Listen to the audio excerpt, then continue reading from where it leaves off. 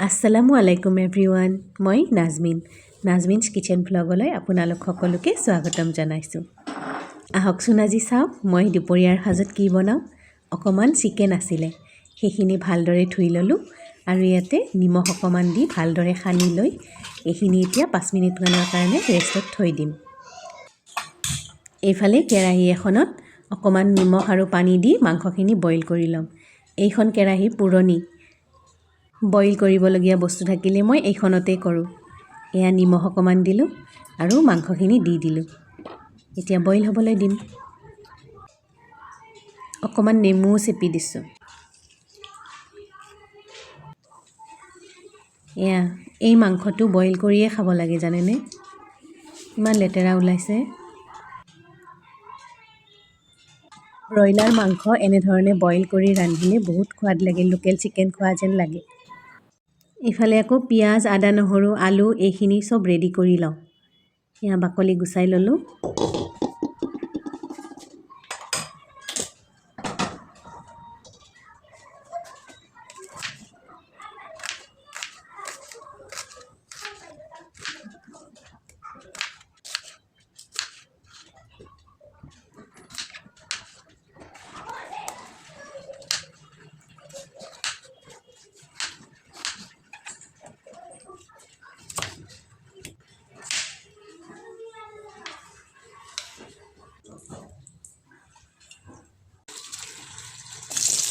পিয়াজ দিলোঁ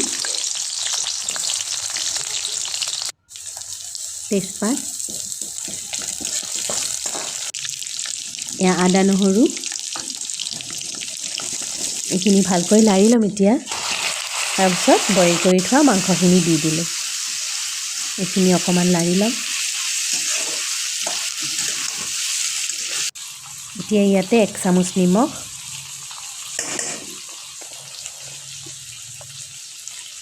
হালধি গুড়ি জিৰা গুড়ি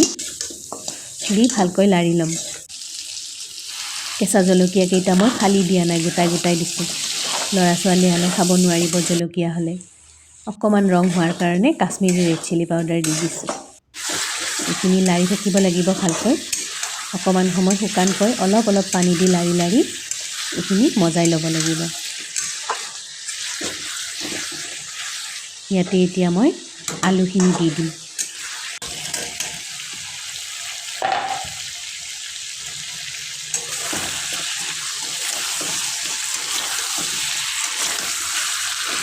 আলুখিনি দিও এনেধৰণে লাৰিব লাগিব অকমান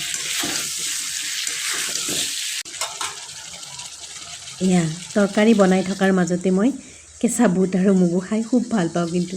দুপৰীয়াৰ সাজত এনেধৰণে মোক লাগেই অকমান আপোনালোকে কোনে খাই কোনোবাই খাই যদি জনাবচোন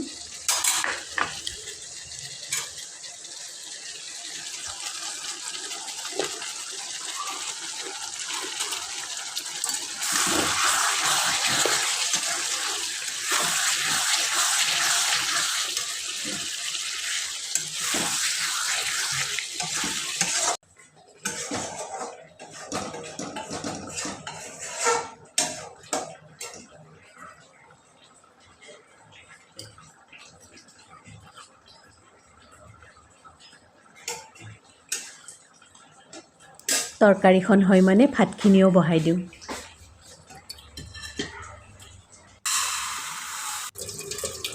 চাউলখিনি ভালকৈ ধুই ল'লোঁ আৰু ইয়াতে মই এই মগটোৰে জুখি দিওঁ পানী আন্দাজমতে দিব নাজানো ভুল হৈ যায়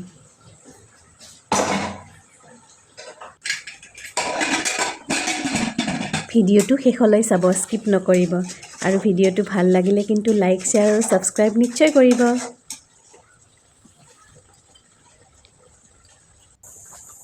মোৰ ল'ৰা ছোৱালী হালেও আকৌ বুট খাই বহুত ভাল পায় কেঁচা বুটটো সেয়ে খাই আছে তাই এয়া চাওক ভাতো হৈ গ'ল হুইচেল মাৰিলে তৰকাৰীখন ঢাকনি বন্ধ কৰি সিজিবলৈ দিওঁ এতিয়া এয়া তৰকাৰী ৰেডি হৈ গ'ল এতিয়া লাহেকৈ ভাতখিনি বাঢ়িয়ে লওঁ আৰু